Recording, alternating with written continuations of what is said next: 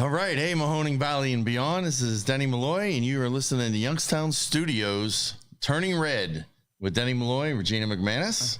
And I am Denny Malloy. Welcome to the show. Hello. I'm Regina McManus. And we got Regina in studio, and we have a special guest also in studio with us today. We're going to bring in a little bit later. We got the one, the only chef extraordinaire, Jeffrey Crystal from Jeffrey Crystal Catering in the studio. How you doing, Jeff? Very good. How are you? Good, good. We're going to talk a little bit today.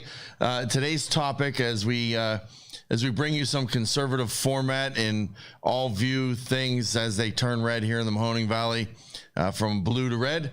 Today, our topic is going to be COVID.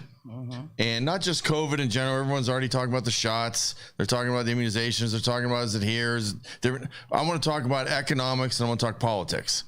Let's talk about the economic impact of COVID. If you're a business owner in the Mahoning Valley, how have your viewpoints changed politically in regards to the economic decisions? Governor DeWine has implemented closures before. Businesses were shut down. We've had curfews. We've had restrictions. If you are a business owner in the Mahoning Valley, how does that affect you? Are you mad? Are you going to take it out in the next election? Are you upset with Amy Acton? Are you upset that DeWine allowed Amy Acton to make the decisions she made? Is that going to affect the way you go to vote on the local, state, and federal level? And maybe, did you vote in November that way because you were upset with all the COVID stuff and you took it out on President Trump? So we want to hear your viewpoints on that. We've worked hard this week, Regina, haven't we? We have talked to many business owners. Many business owners that we interviewed on the phone, in person. We had many miles on the vehicles this week. Volvo did some miles this week, trying to find out the best we could about where we really stand on this. I don't want to believe what I see on the news anymore. I don't want to believe what's being told to me in the newspaper. And I just don't have a trust for it. So I'm one of those types of people, as are you. I want to see it for myself. Let's go to the horse's mouth and let's ask people. Yeah. First off, we get in this COVID thing a year ago. And right away, nobody knew what it was. I was in Boston. And actually, March 13th, getting ready to open the doors up for 300 people in Auburn, Massachusetts. And the governor there tried shutting the state down. And we were right in the middle of ready to go. We're ready to do a gun round for the whole 9 yards. So we basically fought through it, made the event happen. I barely got out of town. It was St. Patrick's Day weekend in Boston when all this stuff is happening. So you can imagine the chaos. Well, they shut the parade down. You had hundreds of thousands of people trying to get home all over the country. There was no toilet paper. I was filling my suitcase up with stolen toilet paper from the hotel in anticipation of what I was hearing at home. People were scared. You couldn't go anywhere without sanitizing everything. The run on Lysol was bad. I mean, people Lysol anywhere, nowhere. People were using kerosene and everything else to wash their hands because there just wasn't any disinfectant gel. There wasn't. Still to this day, I haven't seen a can of Lysol. So here we are a year later. So we had issues that were real issues we were dealing with, and a real fear and a real scare. So I understand that. As we got through the first couple of weeks, then we started getting the shutdowns, only essential businesses. And that's when it started to hit the pocketbooks of a lot of businesses in the area. And I mean, unless you were Amazon, it started to affect your pocketbook. Yeah. And the one thing I didn't understand, and I was all for, let's work together, let's get through this, let's figure it out. But at that time, and Regina, we talked about this many times. What was my biggest pet peeve through the whole beginning of COVID? The Ohio lottery. That's right. Yeah. They shut the businesses down. They said, don't go out unless you absolutely have to. But they left the lottery open. And what was the lottery? A whole bunch of old people that should have never left their house. Yeah, they don't even leave the house. That's like the only place they go. They got to play their numbers. Yeah. They had to play their numbers. So the bait shop up in Cortland, the country fairs, gas the BPs, all across. The people weren't there getting essentials, getting gas because they needed to get to their essential job. They were leaving the house with one intention: I got to go play my numbers. And they stood in line. Where I saw some areas, Lakeside Bait Shop up in Cortland, where they had 20 people in line. Yeah. in the middle of COVID, when everybody's scared to death to even go in the store and the employees are afraid of the customers are afraid of the employees, there were no plexiglass barriers or anything like that. I mean, people were thinking they're all going to die over this, but the Ohio Lottery They play the lottery, yeah. So that made me think, you know what, if this is that serious, surely the governor would protect You would think. the citizens over economics. He didn't, which cast out in a lot of people's minds, especially me, that they never for one day shut down the lottery system. Never for one day. But they may have shut your business down. They may have told you couldn't have your wedding this year if you're a bride. They may have told you couldn't go see your mother in a nursing home. You couldn't go to a funeral to grieve your grandfather. You couldn't have a baptism for your nephew. Yeah. But you can go play the Ohio Lottery. The Ohio Lottery, or Menards or Home Depot. Some of those places did stay open too. So there was a lot of double-edged sword that really affected the mom and pop's businesses. If you know a business owner that's out there, start sharing this right now. Share this. We got 45 minutes left of the show. We want to hear from the public. We want to hear from Mahoning Valley businesses. Let them know. Go to Youngstown Studio. Go to Denny Malloy's Facebook. Go to Regina McManus's Facebook right now and watch live. You'll be able to play this throughout the week also on Twitter, Youngstown Studios Twitter. You can watch it. We're going to attempt the YouTube again. And for Youngstown Studio YouTube, apparently YouTube doesn't like conservative talk radio. Imagine that. Whatever. I don't know if it was something I said or just they're that biased anymore that they just can't take a joke. But we will have various formats, on your iPhone and BeanPod, all these different things. Joe has them all in here in Youngstown Studio to tell you how to watch and listen to us. The other thing you want to start doing, starting right now, is for everyone that shares our show to your friends, share it to your Facebook. Let them know, hey, did you catch Denny and Regina on the TV, on the radio? We are going to randomly, we got a little program thing that's going to happen. Pick out people that share. For every share, you're going to have an entry into a drawing to win some gift cards. And these are restaurant gift cards. We'll talk about that here in a little bit. Well, I see they got the one up there. Well, the first gift card, we're going to talk about that right now. We're going to talk about restaurants. And Jeff, that's why you're here today, and talk about catering. We got our good friends up at Cafe 422 also. They've donated a couple of gift cards, $25 to come and eat there. We're going to give those away through the shares. And then when Jeff is on later, Jeff has donated a couple of Easter dinners. So if you're in the Easter buffet, if grandma's still not cooking and you want to get out there and pick something up, Jeff Crystal's got a wonderful opportunity for you. Cafe 422 will be open from 12 to 4 in person or for carry out. So we're here to make sure that you still keep it local. You stay away from the big franchises, and you still have a holiday that seems as normal as you possibly can make it. Now, Regina, we talked this week to lawyers. We talked to people in healthcare. We really focused on the restaurateurs and the bars. And when you look at that, they were hit pretty hard. They were hit by COVID, of course, with the shutdown. But when we started to come back and we had the 10 o'clock curfew, it didn't really hurt the restaurants as much because they're closed at like 9, 10 o'clock anyway. But Cafe 422, they were down 60, 70% last year. They're slowly starting to see a comeback. With a lot of people that have had COVID already or got the shot, they're starting to see a lot more people coming out and going back to the restaurants and everything. And I think he even said they're up 90%. From the COVID year. Yeah, from the COVID year, yeah. And that seems to be the number. Jeff will bring into the dialogue with this also. Well, it'll affect him a little bit differently because he does the catering with the weddings. Which is very similar. Instead of the crowd that's coming in and out on a daily basis to you, you got to go to them. Yes, and also the problem with ours is it's nothing that you can turn the switch on. A bride's not going to go, oh, okay, we can have a wedding. They have to plan the wedding, so you're 6 months. So it's a large slinky effect. So just by the numbers not being open or a clear idea when it is going to open, to make a bride feel comfortable or any corporate party, they want to know what the deal is or what are the parameters around the deal. And just recently, they let us know that it'll be, 50 per 100,000 or the recipe for the unveiling of everything. So we don't have anything. But until then, there was just no clear path on what was going to happen. So as far as booking parties and things, you couldn't give anybody a straight answer. Are you? There still isn't. Well, it's straight-ish.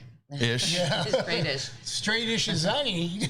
I mean, a bride can probably plan a wedding for this June or next June. Yeah. There will still be some restrictions, though. I think by the time we hit summer, I'm pretty confident it should be pretty opened up. I think. With the outdoor weddings. And Yeah, you get outdoor weddings. You know, people are getting vaccinated now. You can see the stress level, you know, opposed to before. It just stopped. It was like free falling. You know, they cut everything, and we're off-premise caterers, so that's what we do. Now, you catered weddings, you catered graduations, Cater anything. you catered businesses, you catered where 8 people in a board meeting, you know, may just want lunch. Loges at YSU Stadium, Loges that at was the shut down Grafton. with no sports. Yeah. So it affected in a pretty major way. Now, how were you able to survive? What did you do to kind of try to keep your head above water and not drown? Friends and family. And then when the government started giving us supplements, that helped us out tremendously, to be honest with you. You know, they would give you a little bit every quarter or something so you could keep your key employees working. And some employees didn't want to work. You know, we still had small events that, you know, they weren't feeling comfortable. So they're still off to now. We lost some really great employees, but because of that, I mean, that's their decision. Unfortunately, as a business owner, you don't have that luxury. You got to march on. And we did. And, you know, with our family and friends, and we have big families and big friends that helped us out and just really pushed through. We hunkered down. I mean, we minimized costs as much as we possibly could. There's not a whole lot you could do. Like, everybody's polishing stuff. Right. And Well, that seemed to be a common thing too. Talking to the guys at 422, they still can't get employees back. There's still some Well, he people said that are he wants riding to that hire, like, 5 unemployment. to 7 people, but he can't find anyone to work because everybody's at home. they're getting unemployment. They're getting right now. unemployment. They're getting that extra $300 a week, $600 a week. They don't want to work. They're making more money not working. I mean, even driving through the county, even McDonald's is hiring. You know, Everybody's $9 an hour. hiring. Everyone's hiring. Look, just drive up but there. they Every can't business. find employees. Yeah. And that's the issue. You know, they're going to bring the $15 an hour minimum wage up just because that's what the business owner is going to have to keep raising what they're going to pay people because they're making that much sitting at home right now, and that's an issue. More. They're making actually more sitting And at how does that not bother the working man out there? exactly. How does that not bother everybody? I don't care if you're a union worker. I don't care if you're a business owner. I don't care what you do for a living.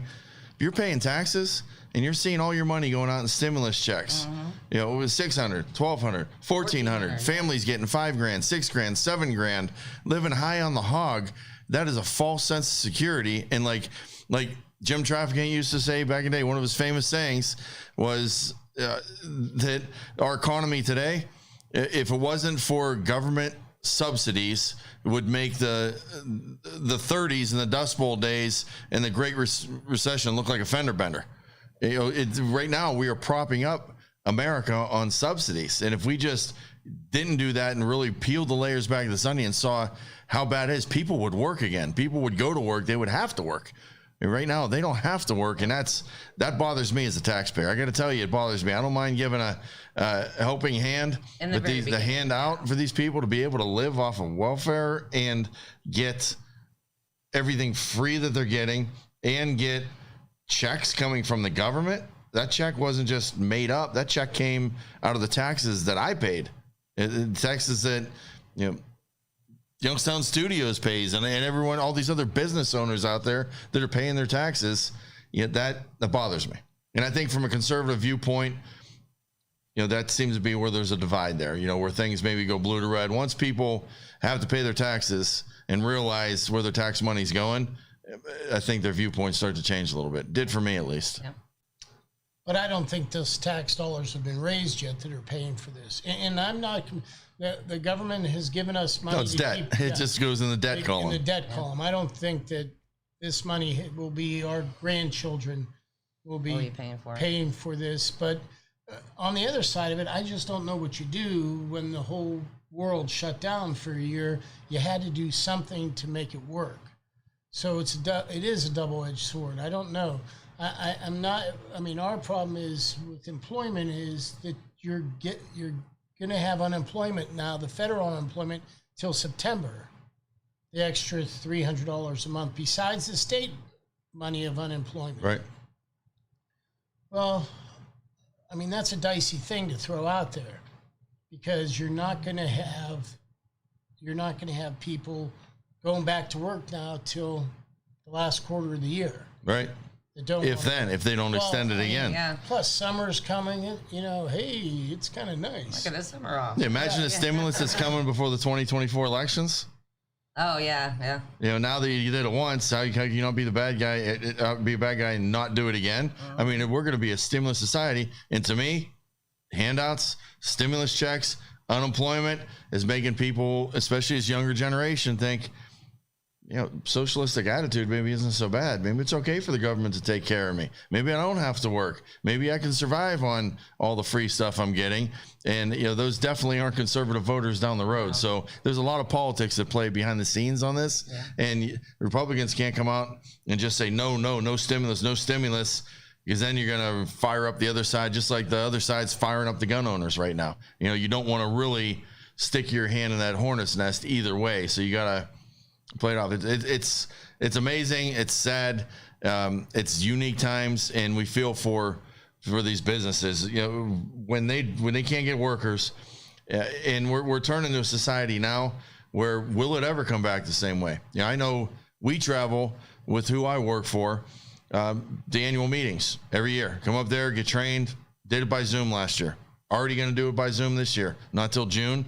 Our board of directors already made a decision. We'll just do a Zoom meeting. And if I could bring you into this, Joe, for a second, your business, Youngstown Computers, is specializing in computer technology and stuff. So I guess on the other flip side of the coin, business has got to be good for you somewhat with Zoom meetings and this whole new economy type things. Yeah, especially with medical. A lot of those people are seeing patients and they're doing it completely by Zoom session. So you're not getting doctor's office visits like that. There was a ton of work for us in the beginning. Now it's kind of like trailed off a little bit, and people are kind of like waiting to see what shoe drops next. So they're a little hesitant to do things like capital improvements and hirings and stuff like that. So everybody's paused right now. And our kids today, Jeff, how does a nun smack you across the knuckles with a ruler from a computer? Well, I think it was an issue altogether, the smack. And God knows I took my share of but what's the discipline of these kids going to be if they're not trained that when you're in a meeting, you're polite, you don't talk, you listen, you take turns. You know, there's a structure that kids learn in school. And now we've gone a year and a half, going on 2 years. My children are all back in school. Actually, they didn't miss that much school. You know, Ursuline didn't miss. The St. Rose missed a little while. What about the kids at Cheney? What about the kids at Harding? I don't know. I don't know what they're. I mean, I think everybody had to go back to school now, from what I'm understanding. We're heading in that direction. Yeah, or I think, you know, they're back in, so they'll get back in there, and they got to have that social, you know, to be around each other, spitballs. What would you know? Think about that stuff. Yep. Yeah.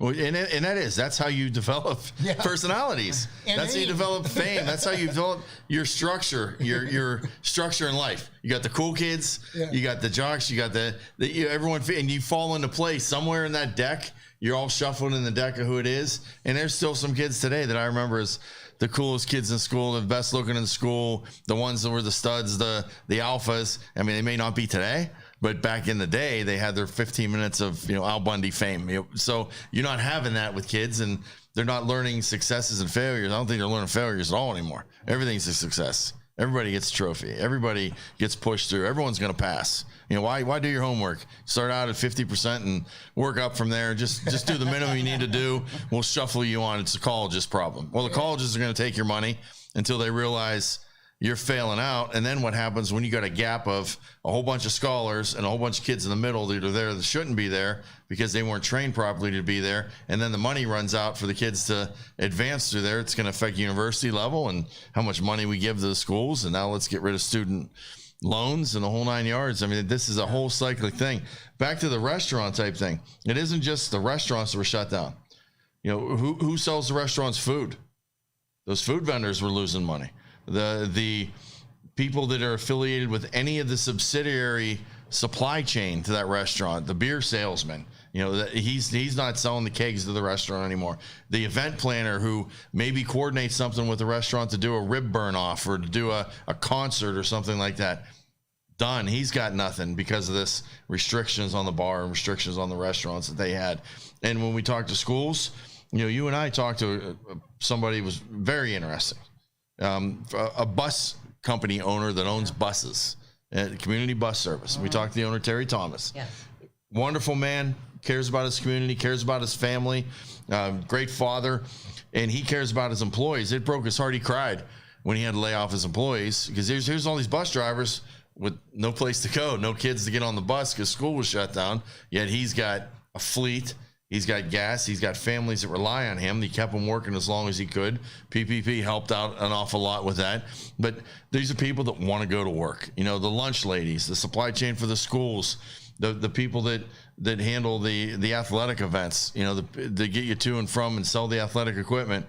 This was a big drain on a lot of businesses. So it wasn't just the few little ones that were affected. It was all the subsidiaries, just like when we lose General Motors, then we lose the seat companies and the harness companies, and everybody in the supply chain suffers because of the actions of what happened with the big business. Burns me up. That's what turns me red this week, is just thinking of that type of stuff. But we're coming back around. The good thing is people are calling. They're starting to book parties. People are itching to get out. I mean, they are just, you know it from events you've done. Here's the deal. Nobody's spent money on vacations for the last year. Everyone was remodeling their house, their kitchens, but and even that, they didn't have the money that they usually go out to dinner. Right. They're eating at home, and they're itching to get out. So I've noticed in the events that are upcoming that the people are just happy to be out in some kind of social aspect. So that's good, and I think that's going to continue on going forward, that we'll have a very busy, I mean, next year's weddings are really booking crazy. So that, and you know, graduation seasons are going to be coming up upon us. And by that time, they'll be outside, and I think that we're going to be lifting more restrictions. You talked to a barber up in Geauga County, and even, you know, this is something that really, it affected his business. It did. You know, and he said, you know, the COVID cut. We all had the COVID cut where you can't. The barbershops were closed, the hair salons were closed. So, what is your spouse cutting your hair? You know, what'd you do? yeah, what happened? Look at us, there's no hair. Hey, I learned to shave my head during COVID. I quit going in and making them feel like, you know, they would massage my scalp and make me feel like I had something there. I asked And- my barber if I was getting a discount. He told me he was going to charge me a finder's fee. No, but I got to tell you, I'll throw a plug in. I had this barber once in Champion. His name was Gabe. And Gabe, if you're out there, he made my day back in the day. I would go in there, and when he cut my hair, as I started balding, and he would just, I heard those scissors moving like he was working his butt off, like working a Freddie sweat up. Scissorhands. Yeah. And he would keep me in the chair for 40 minutes where I'd go to, you know, to Jiffy Lube. yeah, one of the quick little cut places, super cuts or whatever they are now, and I'm in and out of there in 3 minutes. When I was up there to Gabe, he would talk and cut, and I really felt like he was working it, and I looked and it was the best bald hairdo I ever saw in my life. That guy knew how to market, he knew how to brand it, he knew how to make a customer feel good. But guys like him, you know what happened? You know, Mario that we talked to in Geauga County, he said, you know, these old people are still hesitant to come in. You know, the older customer, he had a big older base, but it's like, who's cutting their hair then? Who's doing it? You know, their wives, their daughters, they learn to do it themselves. Are they ever going to come back? Or are they going to get good at using a Flowbee and cutting their hair themselves and just never get back in the supply chain? Or it's amazing what's going to happen. There's going to be some businesses that'll never be the same again. Group, yeah. I don't think, there's going to be some that never fully recover. And that's that. We played a little game this week, Regina. Let's do it again. We were talking as we're developing today's show and what are we going to talk about and getting these interviews in. And we came up with 3 businesses you wish you had during COVID. If you can go back before COVID, and I mean, not crazy, you know, national or whatever, pipe dream type things. We don't want to be, you know, developing Teslas or anything like that, but 3 realistic things that you wish you had, that you owned during COVID. What would the 3 best businesses Well, be? definitely a gun shop for sure. I mean, I think Absolutely. their sales went through the roof. Look at the price of ammo now. It's crazy. I don't even want to go target practice anymore because every time I shoot the gun, it's $1. Yeah. You know, Per round. Yeah, per round. Yep. Per round. So definitely a gun store. Drive-ins. You know, people Hit the drive-in pretty good they last hit year. the drive-in pretty good. Yeah. And of course, any kind of cleaning business would be great because I think a lot of people are sterilizing their houses, you know, and all that. So those are my three. Well, I would say, you know, the gun thing, of course, you know, if Fin Feather Fur, they had 400 people waiting in line every day when COVID first started, 400 people out the door. Selling out. And then the owner finally made the decision to shut down for the safety of his employees, but he turned away a ton of business. But since then, I mean, business is booming, setting records every month since March of 2020. Gun sales, ammo sales have been through the roof. Well, So now we're down to what, one caliber per person per day. yeah, as far as the ammo you can buy, Ammo. You think that'll ever change? I mean, how long before we're out of that? they're gonna have to catch up with the supply chain. I know the ammo companies are working overtime and they work on different calibers at a time. It seems like 9mm back, 380 is still ridiculous, almost $2 a round for a 30-cent 380 round. I think business will be booming. It's all going to fend on politics again, and that's a whole nother show. But in business, I wish I had construction companies. I'm sure a lot of people sat around their house and said, you know what, we're not vacationing this year. Let's remodel the kitchen. Let's remodel the bathroom. Let's put a new floor down. So people that are in that supply chain, I would guess that would be been pretty good. The gun shops, of course, that we talked about. People that were in delivery service, courier services, like Amazon type people. They went through the roof. Yeah, of course. You know, that would be a booming business. Home, And then my last one I'd love to have would be a Chick-fil-A, but I'd take a Chick-fil-A any day of the week because they make more money than anybody, COVID or non-COVID. I'd love to have 4 lanes of traffic waiting to get into my business every day of the week, except for Sunday. But I'd say tongue in cheek, but holy cow, Chick-fil-A. But which ones would you hate? Which ones are the ones that probably suffer the most? Well, I would, wedding planner, of course. You know, any kind of, any retail, really. You know. Small retail, mom and pops probably small business, took it on the chin pretty hard. Yeah, bar owner, restaurant owner would be tough. Concert promoters. I'd like to be a musician. I mean, fortunately, those guys make good money. But what if you just cracked into it? You just cracked and got your first song that came out in April or February of 2020, and you're getting ready to tour this summer to promote the album. Flop. Nothing. You know, those poor guys. And not just the big name, he could weather it. You know, the front man can weather it.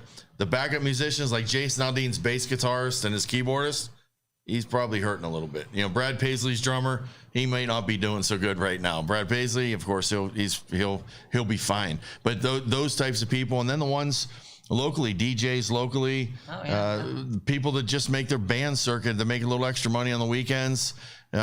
Comedians, I know you got a nice relationship here in Youngstown studio with comedians. You know, where are they going to perform to? I mean, it's funny to see a comedian in person, but a comedian telling a joke on the radio without the emotion, without the feeling, without the crowd swell may not be the same. So those are ones definitely that we feel for, and there's many more that I think are going to hurt. We asked the legal profession too. We reached out to the legal profession, and in the legal profession, it seems like nobody was getting arrested. There were no DUIs. So it was hard for a criminal defense lawyer. Everything was shut down. They were kind of on hiatus a little bit. Now, I would imagine wills, trusts, things like that, you know, probably busy. Probably sustained people as they were home getting their affairs in order. You know, healthcare people, they probably had a pretty decent go at it, overworked somewhat, you know, but I'm sure business was good. You know, imagine the companies that sell the syringes and medical supplies and masks, you know, those. So there was an economy to make out of that. And there are some people, you know, back to politics of this whole thing. You know I was a politician for a bit. You were a candidate. And I would be. I got into it during COVID. Yeah. I got my petition picked up at the end of February, and I was supposed to turn it in on March 16th, and they extended the primary. So they extended that, but then they said, well, you can't really go to churches and meet people. You can't go to functions. There's no such thing as bingo. To be a politician in 2020 sucked. But, and then also if you're a politician that was already established, you got an extra month. You get into a primary, you're ready to go. You just spent all your money. So you peak on March 17th. And then they say, oh, we're moving the primary back a month or two. So we'll let your opponent go out and get more money and outspend you and maybe change the whole dynamics of politics. which probably happened in quite a few races. You know, it's hard to get, you know, your name out there, or anyone that was running that didn't already have their name established. Right. Yeah, it was very difficult. We had to really fight tooth and nail to get the 46% that we got. You know, people couldn't gather. There were no meet and greets. There were no fairs, no festivals, no parades. They weren't even doing their business. Yeah. You know, for a lot of it, they weren't even doing their own business. You know, they're meeting by Zoom meetings and basically getting away with nothing. Either and talk to the people because no one wanted to answer their door, and then it's like it was hard. Yep. Now, do you think people are scared more of the virus, or of the science of the virus, or they're scared from the media perception of the whole virus? How much of this do you think is media driven, Jeff, and how much do you think is people just making their own scientific decisions? Well, I mean, I think we can't overlook the fact that all the people that died, and it was a very terrible thing. Mm-hmm. So keeping that in mind, and I don't want to be disrespectful to people that lost somebody, and that's horrible from this. Whether I think that our media feeds on, no matter what it is, they could take a sunny day and turn it into a bad issue because you'll get sunburn and your eyeballs are going to burn out of your head and this, and then one station has to so it could get overplayed so much because you have so many different channels that have to, 24-hour news. So even if there isn't news, so when they do get a story, they just beat it to death. So people were, and rightfully so, scared of the science, but the tremendous amount of just getting beat day in and day out with everything that you got to do, and then you didn't know what was supposed to happen. You know, am I getting this from contact, touching? Then halfway through that would change. And I realized that nobody knew, there weren't any rules to the game because the game was just being made as we were going. But everything changed so often. Well, it's just transmitted this way. You can wear a mask, don't wear a mask. There was no clear route to go. And people's opinions changed. Regina, I remember when this first came out, I was scared to death. You were. I was. It was. You're like the Greek father on my big fat Greek wedding. You couldn't go anywhere without spraying people down. You couldn't enter your house. Couldn't get in a vehicle. You had to spray down. You had to sanitize. You know, put your hands out. You take your shoes off. If I you walked sprayed in the everything. Elevator and someone else walked in, I'd walk right back out before it took off. Yeah. But it was more because we were scared of the unknown. We didn't know. You know, all we're hearing is, oh my gosh, you're gonna get this virus. We're gonna die. You know, that's what. So of course, I think everyone was scared. But then as time went on, we're like, wait a minute, you know, I had COVID. I had it in December. And the only way I can explain it is it was like a mild cold, you know, and I'm not saying, everybody handles it differently, but I'm glad that, I will not be getting the shot because I had COVID. So, you know, I don't know. Are you going to get the shot or? I'm not going to get the shot anywhere near the first round. I had it too. I don't know when, but I tested positive for the antibodies when I did the blood work. The swab, I tested negative. So, and I'm around people more than anybody. I mean, I'm around hundreds of people every week in banquet hall settings. And I did notice people's perception change. It used to be they win a gun, they give you a big hug, pick you up off the ground, kiss you on the side of the face. They're so happy they won. Now they jump up and they kind of give you the elbow, they fist bump. How about that awkward moment? The leg one. How about that awkward moment in COVID when you go up to someone you haven't seen in a while, and you're like, and one puts the hand out and the other one puts the fist out, and then I change the fist and he changes the hand, and they end up just smacking each other because you don't even know, you don't know how to greet somebody anymore. How about that awkward moment? Or you go to hug somebody and they jump back like it's a dark alley or whatever, and you're an assaulter in a dark alley. They're like, whoa, you're getting too close. You're like 4 feet away. Whoa, you know, it's crazy. I mean, I remember it's Mother's Day, waving to my mom through the window. Yeah. It's like, you know, God bless her. She had just had COVID recently and did fine with it, but it's really changed things. And I think opinion is based on how you were affected. If you had a loved one in your family that died, you probably view it a little bit different. If you were affected like you, where you had it, you weathered through it in a couple of days and you were fine. You were surprised even you thought you were positive. Surprised I was positive. Fever or nothing like that. I think it's how you were affected that did that. Now, of course, we all want to take care of the elderly, the ones that had issues. We want to be as safe as we can with that. But but there comes a point too, and that's we're right back to the big question at the beginning of the show. And I think we may be able to squeeze in a call or two here. Jeff's going to give away a gracious Easter dinner for two. So if you're out there and we're looking to figure out what to do next week for Easter, you want to get Easter for two, you can upgrade it for your whole family if you want on your own dime. But Easter dinner for two, compliments of Jeffrey Crystal Catering. And our number here is 330-595-1600 if you want to call in. I have a question that came in while we're Yes. waiting for the phones to ring. This is for Regina. This is from Jason. Jason says, what specifically do you believe Josh Mandel can do for Ohio that others couldn't? Josh Mandel, he's pro Second Amendment. He's anti-establishment. You had a chance. I think that's the COVID key is the anti-establishment thing yeah. here. I really think the establishment's in trouble because of COVID. Yeah. Trump was the establishment in some people. He was the president of the United States. He took it on the chin with this thing somewhat. I think DeWine, who brought Amy Acton to fame, gave her all her power. Now she may run in the Senate as a Democrat. And DeWine is the one that built her on COVID, built her piece by piece, 100% based on COVID policies. If she runs for Senate and has any steam, that's DeWine's fault. So is he going to pay the price for it? And now you got a guy like Josh Mandel, anti-establishment, pro-Trump. Jim Renacy's the same type of guy, anti-establishment guys. I think those guys are sitting pretty. And even on the local level, you look at our state reps, you look at state Senate, we clean house with a cup. We got Gil Blair and Sean O'Brien, lost in Trumbull County. They were establishment. They were the incumbents that were there. And I think that's going to be the wave of this thing. You get on board with what the people really want and listen to the people, or you could be swept out. Yeah. It'll be interesting next Dan year. Plivko swept out for the same reason. Yeah. Red Wave came in there, and those were people that didn't like the previous policies of what was going on. So it's Josh Mandel for the caller's answer there. That's those are two great races to watch. And we're gonna key on those in future shows big time. We're gonna have both of them on the studio. We'll have Jim Renacy and Josh. We have two people that jumped in that race already. Jane Timken and Josh Mandel. There's some word about who JD Vance. From Hillbilly Elegy. Yeah. Who else do we have? $10 million contribution he got. So this is going to be this is big. $10 million contribution. This is big time Kinda politics. Makes you wonder what kind of favors you're going to owe for those kind of donations. $10 million. Someone gives you a $10 million donation. Yeah, you. I think you're probably cooking Easter dinner for him. Yeah. Yourself.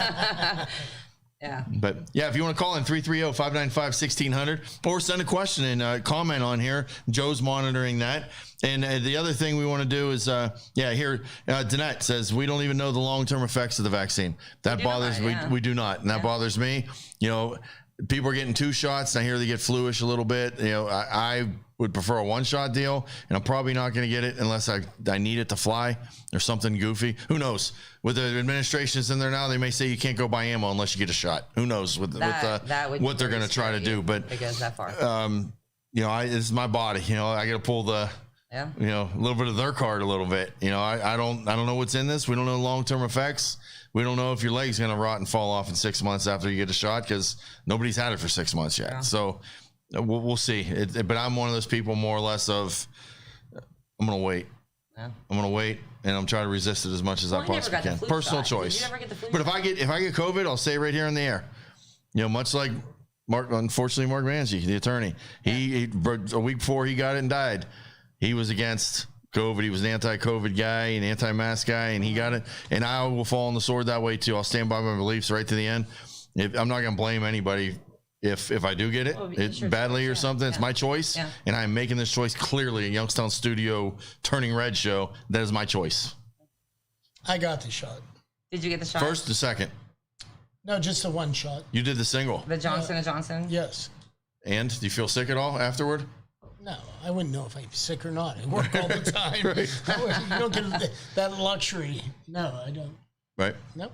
Well, I mean, the arm was sore. Where you know what, Jeff? I'm a Republican. Yeah. And I don't hate you for getting the shot. That's all right. I still love you like a brother. And if you get the shot, that's your choice. Yeah. It's your choice. That's your choice. As long as you're not chasing me around the studio with a needle trying to make me get mine, we're fine. That's all right. I mean, I have to get it. I mean, the food service and around too many people. And did you have COVID? I don't know. No. Okay. And no one in your family, your wife, kids? My wife did. I didn't. She did? Yeah. Okay. What about your beautiful mother-in-law? She's slid right through. Fantastic. Good. Fantastic. She's right through. My father-in-law did not get it, but they stayed isolated, which was good. I mean, we would put little dinners on their thing, and my wife would back up and So we kept their distance because we're out and about. I didn't want to take something in there that didn't belong and be my fault. I would feel terrible. Yeah. No, we're just kicking things off with this topic, and we talked about this, next show, which is going to be on the 8th of April, 2 weeks. We're gonna talk about the mental health aspects of it. We're gonna talk about addiction, suicide in relation to COVID, and the spiritual. We're gonna have a preacher in here. We're gonna have a mental health professional. We're gonna talk about the long-term effects of COVID, how it affects you on the mental and spiritual side of things, as we did today about the economic side of things. The other thing too, Jeff has the Easter dinner for 2. We want you to Facebook in to me, make a comment on the show. Also, if you hit share on the show, go to my Facebook, Regina's Facebook, Youngstown Studios, Twitter, anywhere you see the show and you share it. We're gonna look at that, and by Monday, let's give it till Monday. Okay. That way we can get it done, get it there before Easter. We'll say Monday at 5 p.m. Share the show with your friends. Let other people know that we're out there. Let them know there's a conservative talk radio show. Help spread the word. And we're going to randomly go through and pick some people to give gift cards to Cafe 422. And Airedale made a generous donation with some gift cards. And we'll randomly go through and pick some people on that. So you got the menu up here on the screen if you're watching. 3-course Easter menu, $25.99. That's in-house. You can get it or pick it up. They're open from 12 to 4 on Easter Sunday, taking reservations now. Jeff, how do they get Jeff Crystal catering for Easter, like I will be doing? You can go onto our website at crystalscatering.com, or you can give us a call at 330-743-8062. We have individual dinners, or you could get whole hams that we double smoke. Best ham I've ever had in my entire life. In Pennsylvania makes our hams. He does all of our specialty meats, and then we re-smoke them over a cherry wood fire. We're also doing legs of lamb. We're doing turkey breast. We're doing a turkey breast that's stuffed with wilted spinach, Charlesburg cheese, and pecans, and wrapped up and smoked. So you could have that. There's pastas, whatever you need, we'll do for you. Fantastic. Yeah. Jeffrey Crystal Catering. Look you up on Facebook. That's the meal that I've had every year for probably 10 years. And I'm really sad it's not in person this year, because that was one of the best spreads there over at Powers in the past. It was just unbelievable spread that you had. So elegant, and then the food was fantastic. And I hope we get back to those days again fully, where you can go up, serve yourself at a buffet and celebrate with family and loved ones the way we used to there with Jeff Crystal. So this will be nice too. It just won't be in house, but no, it'll definitely house. It'll be my house, but it'll be the same great food. Yeah. Same great food. Regina, we went to a couple quick things. We had a Republican breakfast on Saturday. We did. Yeah. Jim Renacci spoke. Thank you, Jim Renacci, for coming to Trumbull County and talking to our Republican members. And that was fantastic. It was the Buckeye Club. They meet monthly. Yes, once a month. Yeah. Once a month. So if you want to get involved, you can go to Trumbull County Republican Party on Facebook and just send a message over there, and they will let you know the calendar of events. And we are inviting people. We want to grow the brand. We want to grow the name. We want to reach out to gun owners now, especially business owners that are upset. We want you to come over. Like I did. If you were born and raised a Democrat your whole life, you're a union guy, whatever it is, you want to come to the other side, you want to come to the Republican side, we embrace you with open arms, and come to our breakfast. We had a meet and greet yesterday with Ken Klein, our new chairman. What a turnout. You couldn't even fit in the building, safely. Yeah. We had people all over the parking lot, staged everywhere. And it was like, holy cow, is this a Republican event in Trumbull County? Just a Republican meet and greet? It was packed. Yep. People are hungry for change. Yep. They're hungry to get involved. There's plenty of space at the table for you. And if you can reach out to Regina McManus at any time on our Facebook page, if you want to get more involved in the Republican Party in Trumbull County. As well in Mahoning County, reach out to Tom McCabe. They've got some events coming up. Trey Gowdy's coming to speak. That's April 16th. Yep, and we have, is it the 24th that we have Lincoln Day? 20th. The 20th? Yeah. Lincoln Day dinner in Trumbull County. We got Bob Paduchek, the new ORP, Ohio Republican Party chairman, is going to come up to Trumbull County. So I'm telling you, we are turning red in the Mahoning Valley. I mean, the stuff that Tom McCabe's done there himself with the guests he's had, the Jim Jordans, the Huckabees, the Nunes, and now he's got Trey Gowdy. I mean, he's making some waves up here in Mahoney County. You want to jump on board and be a part of it, you won't be a Johnny come lately. Just become part of the family. Join our team. Yes. I recently have one of the best moves I've made in my life, and I'm really looking forward to getting more active in the Republican Party up in Mahoning Valley. Reach out to us throughout the week. I think, Joe, we're kind of wrapping it up for another week's show. Youngstown Studios, again, thank you. We have sponsorship opportunities too. If you like what we have to say here, reach out to me, reach out to Regina. We'll cut you a fantastic deal to make sure that we keep conservative talk radio and podcasts coming at you live. There's so much more we can talk about, so many more events coming up, things that are happening that we need to get out to the people. We need to recruit. We need to embrace sportsmen's clubs. Myself, my personal goal, we have 4,300 dues-paying members in Trumbull County sportsmen's clubs. They all need to join our party. They're all gun guys. They're all going to be under attack the next couple of weeks. We've got precinct seats that need filled. We got offices. We want to run someone for every office from now on. I don't care if it's a city council in Youngstown or a state rep or a county auditor, county treasurer. We need recruits, and we need to mold you and get you part of the team, prepare you to run so that we can really flip this county and this valley totally red. We're turning red, and we're getting redder each and every day. Well, Regina McManus, my sidekick here, thank you for all the input, all the hard work you did this week with all the interviews you did. You were out there doing some real reporting skills, finding the data. Jeff Crystal, my friend, it's I'm glad that you struggle through things. I'm glad you're still here. We got a couple events coming up together. Nice big one coming up this weekend too. And I'm looking forward to Easter dinner. I hope people will reach out, pick up Easter, let you do the cooking for it. And that ham, I'm telling you, the Sam the Butcher Man ham, best ham you will ever eat in your entire life. I mean, I brought the piece over, I think even last year, and then your family said the same thing. Like, wow, that ham was great. And I had the ham because I went with Jeffrey Crystal for catering on Christmas Day. Yes. So yeah, it was great.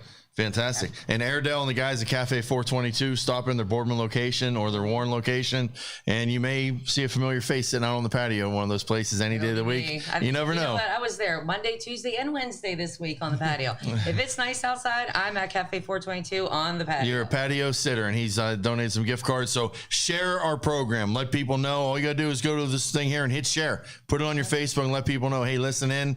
It's kind of cool. We got a conservative format here, and we're looking forward. We'll be back on April 8th. April 8th. So until then, we'll talk to you on social media. Thank you for listening to this show on Youngstown Studio. If you like our programming, we invite you to subscribe to our YouTube channel, follow our Facebook page, or subscribe to your favorite podcast platform like iTunes or Spotify. This is original Youngstown content, and we would appreciate you sharing the videos and the word about us.